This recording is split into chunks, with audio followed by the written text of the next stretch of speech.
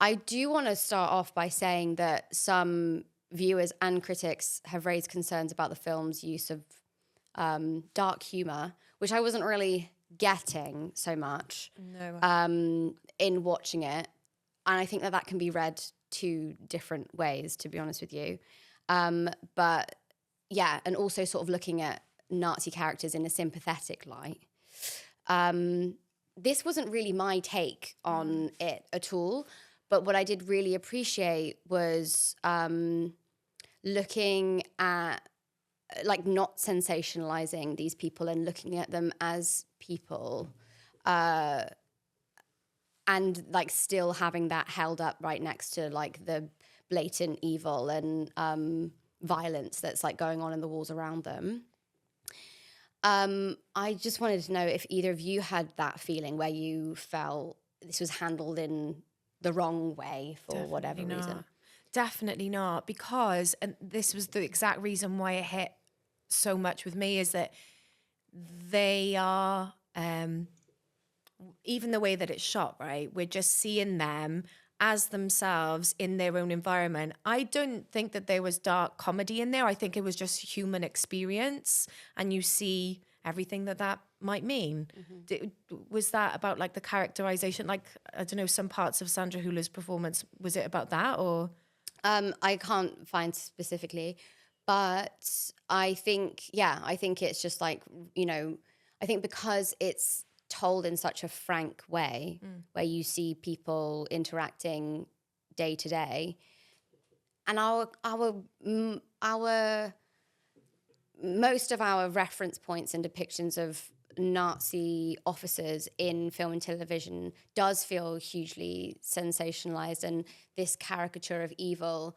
But the nuance of evil is how we get to these really dark places in humanity. It's not as simple as like someone being a very, very clear enemy. That's how these people get followed, and that's how these horrible atrocities can carry out.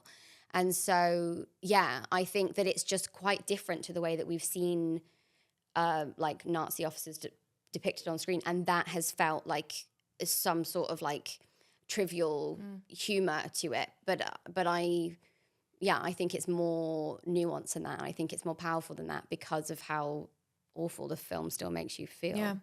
And because of that as well, then it really makes you look at yourself in a way that's like, who is complicit? She's complicit and she's benefiting from it. Who is complicit in government? Who is complicit in society? Am I complicit? Like, how do you like draw that line? And I think that's why it is important for it to be shown in this way. And I think it's been a really a big impact in showing it like that. Yeah. I actually didn't pick up on any of the... I actually didn't follow the story of the family like at all, really. And I don't know if that was what Jonathan Glazer wanted. I presume not, because why would you... I don't imagine that he would have wanted me or his audience to not understand actually what was going on. But that doesn't... I don't think he failed, because it still like stuck with me so much. And I think madly, I think the concept of the film and the way that he's told the story, which I'm sure we'll get into properly in a minute, like had me gripped the whole way through, despite it being so quiet and slow. I mean, not knowing what the story was, because I was just like so like gobsmacked. It still just like worked. And and I just like, I find that really mad and really impressive, but also I don't think that would have been intentional. Was it intentional? Yes, it was. Oh, okay. So this, as I said, has been adapted from a novel to the screen. And the book by Martin Amis, I was researching it, and the story in that book is, I don't think that they even use these real officers' names. It's like fictional story of someone who runs a camp, and he runs it with his wife, but it's actually about another general who really fancies his wife, and it's sort of more of I think he ends up like killing the wife or something like that. It's like a you know, a fictional tale of, it's in the same setting, but it's like, you know, it, from what I was reading, it felt like Big Little Lies kind of thing, but it's just in this setting that's like a time and place in history that we do know so much about, but they're telling another story.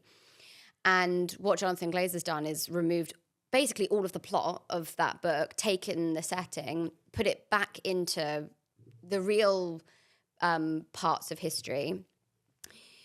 I don't know what you can remember like from the story, but really the story that Jonathan Glazer has told is that he has a consults with a guy about these ovens, and then he gets a job promotion, and then he like goes to a different place and the wife wants to stay. That's all that happens in this movie. Right. And I think in removing the plot and the narrative, what he's done instead is through all sorts of incredible techniques, like I want to talk about the audioscape of this movie, is taken like a snapshot or a tableau of these people's lives with, you know, decision making that people can relate to, in that like you want to protect your family, or like you like job promotion, or like these very like normal things, but you've put them into a very real place that that like would have existed at that time, but we've like never seen that side of it. And I think that's like a decision that he's made. I wonder if you think that it's a good one, because immediately when I was reading the synopsis or like the, you know, information about this novel, I just felt immediately like if he'd have told that story, it would have been like, just like, what are we doing telling that story? I just think it was so powerful how he, took the setting, took the people, put it in reality, but then just sort of like, built that blatant evil and violence that surrounds their beautiful, pristine life. Yeah. I think that I think I did follow the plot, and it didn't occur to me that the absence of anything really like dramatic happening in that sense didn't really it wasn't something that I took away from it. But you're so right, like it wasn't. They fish. That, you know, the kids play in the pool. Yeah. That's all that happens in this movie. But it was the absence of things that made this much more powerful for me. And how mundane, mundane, you know, their lives were seemingly with the sound, and with those, like, you know, the train going past at the top of the frame and things like that, and the absence of actually seeing it, which made it so much more sinister for me. Yeah. Oh, it actually makes me like sick to my stomach, and even more sick to my stomach that like shit like this is happening right now.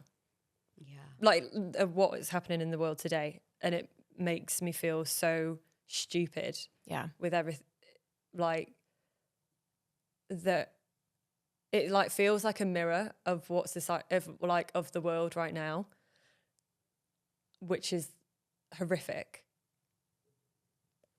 And I'm so glad that it's been made for that reason. But obviously that it's just like, I don't know what to do with that.